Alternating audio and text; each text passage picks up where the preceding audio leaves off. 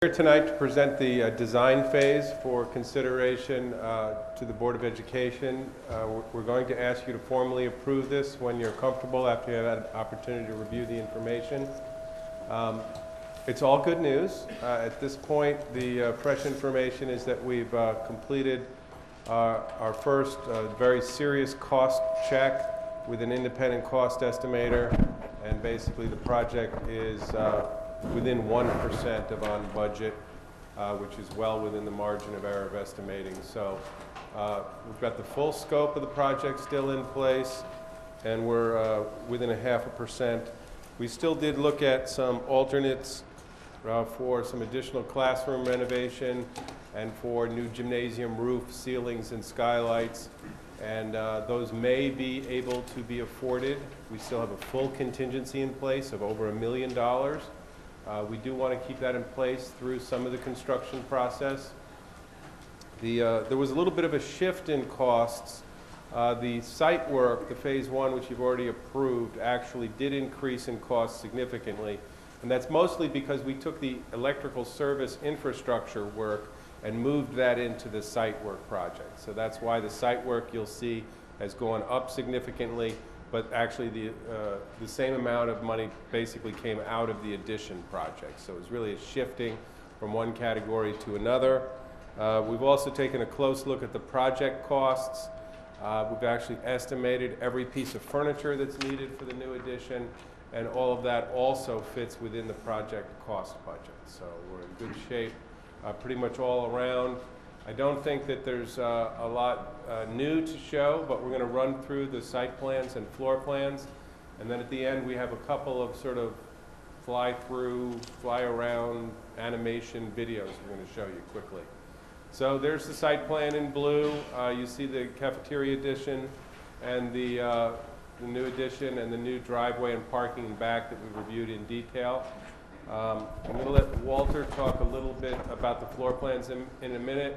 But you can see that the front area of the middle school is almost completely renovated with the new cafeteria addition.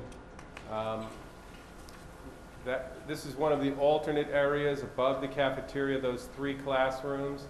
And again, the ceilings and the skylights and roofing in the gymnasiums is also an alternate area.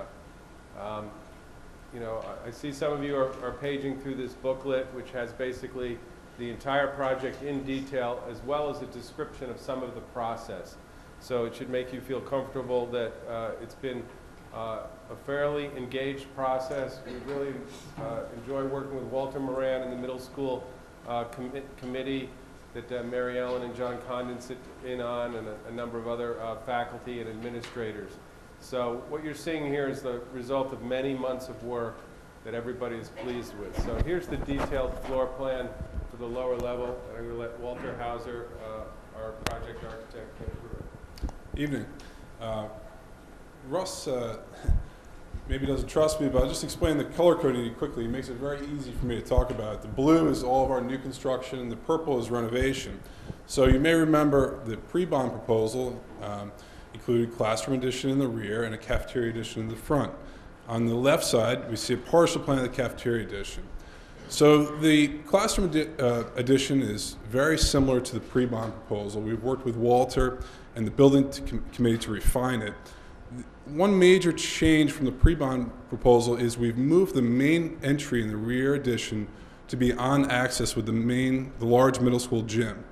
And this does a couple things. It gives us a nice drop-off area away from the street, as well as creates somewhat of a community center in the back of the building, so that during an athletic event or at the fields or an event in the gym, the entry portion of the building can be closed off from the rest of the building, and it can be used as a community center with bathrooms, its own entry, and a water fountain, et cetera, and the rest of the building can be totally secured.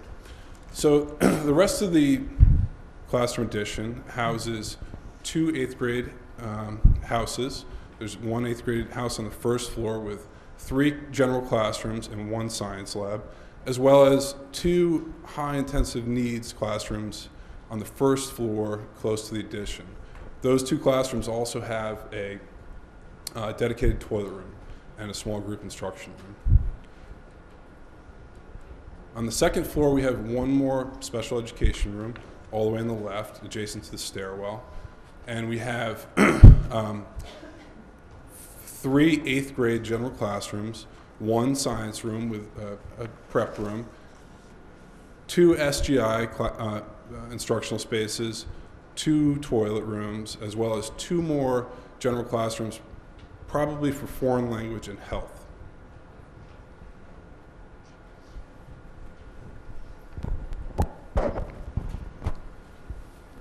So this is the 3D model of the addition that you can see that it's basically brick. We have a lot of windows with sun shading and some sloping roofs, which will actually let light in from the northeast and northwest into the upper story classrooms. One thing you might be seeing new is we actually have penthouses for mechanical equipment. There's going to be very little, almost no direct rooftop mounted mechanical equipment. It'll actually all be enclosed, which is nice and clean. That's the new entry Walter was talking about that faces the field, so it has a canopy. And just inside those doors is a lobby and toilet rooms that can be locked, can be open separate from the rest of the school. So when you're using the playing field, you can have access to that area. So now I need my assistant, and we're going to run a couple of videos. So this is from a program called SketchUp, and this just shows in 3 dimensions how the computer model works. You can see the mechanical penthouse. We come down to eye level. You can see the windows are set back and some of the sun screens that prevent glare in the classrooms. We're down past the new entrance. You can see there's plenty of room for pickup and drop off, a nice little entrance plaza, covered canopy. We go around the corner there. You can see the new classroom addition, again, the sun shading. You see the stair between them, a new entrance on the end of the middle school. We come around, you see the new cafeteria extension with skylights and the bow front.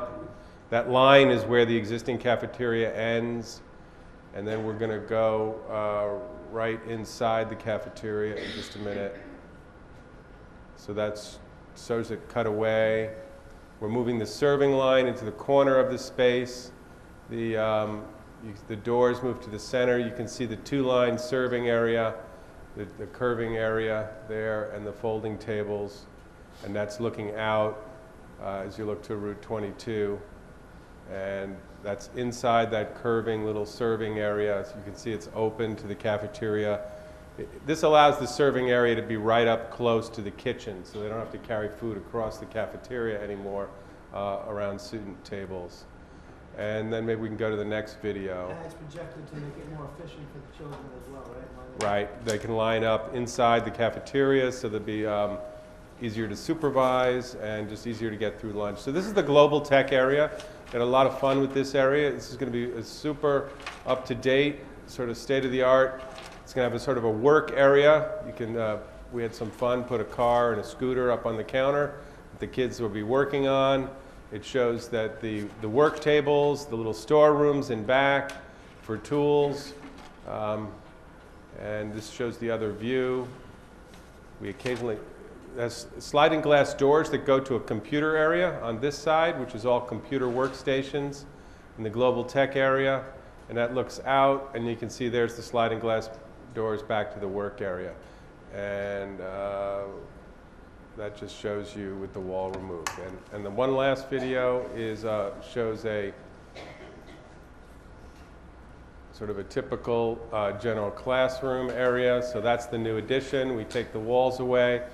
This is zooming into a typical science room. You can see the built-in casework, the 2-person student tables, the door to the prep room in the back. We're going to use this direct, indirect lighting. You see lots of storage and casework, a nice sized room suitable for 30 students. We made them a little bit bigger so they could hold 30. That's a typical general classroom with the smartboard and whiteboards, movable desks, and you can see again the light shelves on the exterior. Every door to the corridor will have a little glass next to it so you can easily see in and out, and a secondary teaching wall. And so we've used this 3D modeling tool to explain exactly what everything's going to look like, and we've gotten away from the two-dimensional drawings a little bit and found it very helpful. So that's really the end of our presentation. The only thing I wanted to mention is that since we've started this project, the State Education Department, when we started the planning of the project, said that they had almost nobody was doing anything and projects were being reviewed in 2 weeks. And about 3 weeks ago, they called us and said that just changed to 12 weeks. So the State Education Department is starting to get backed up. That could have an impact on the start of the addition. It's too early to tell. We are on schedule in producing our documents and getting them there, and we got the site work there on time, but there is a little cause to be concerned.